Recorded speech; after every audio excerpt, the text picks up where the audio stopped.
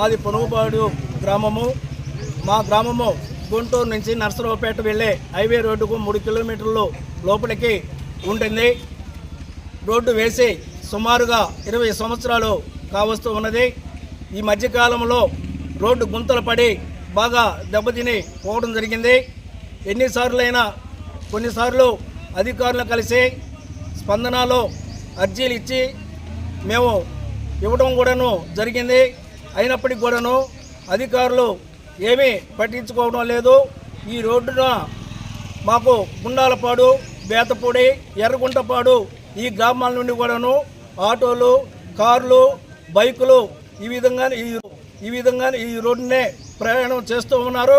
అదికాక మిర్చి కానివ్వండి, తర్వాత వడ్లు కానివ్వండి, తర్వాత మొక్కజొన్నలు కానివ్వండి, ఇతర వాణిజ్య పంటలు కూడాను సరఫరా ఈ రోడ్డున కూడాను ప్రయాణం చేస్తూ ఉన్నారు. ఇప్పటికీ ఈ గ్రామంలో ఈ రోడ్ల గుంతల వల్ల 3 మార్గ మధ్యంలోనే హార్ట్ అటాక్ వచ్చి మధ్యంలోనే మరణించడం కూడాను జరిగింది. ఈ గ్రామానికి వచ్చే ఉపాధ్యాయులు కానీ, తర్వాత ఎలాంటి ఉద్యోగస్తులు కానీ ఈ రోడ్డు ప్రయాణం సరి అయినటువంటి సమయానికి కూడాను చేరుకోవడం లేదు. అదిగాక ఈ గ్రామంలో 30 ఆటోలు కార్మికులు ఉన్నారు.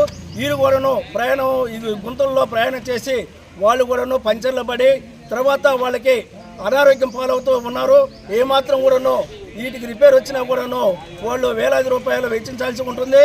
కనుక ఈ గ్రామానికి ఇటు మేరకపూడి, తర్వాత సాతులూరు, తర్వాత నాణ్యపాడు ఈ గ్రామాలకు కూడాను డొంక రోడ్లు ఉన్నాయి.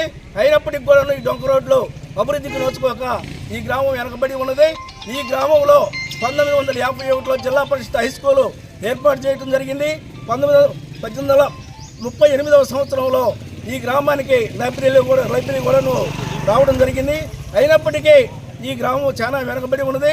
దయచేసి ప్రజాప్రతినిధులు గమనించి ఈ రోడ్డును అతి త్వరగా పునర్నిర్మించాలని ఈ గ్రామస్తులందరి తరఫున మేము కోరుకుంటూ ఉన్నాం. పునర్నిర్మించాలి పొనుగుపాడు రోడ్డును, పునర్నిర్మించాలి పొనుగుపాడు రోడ్డును.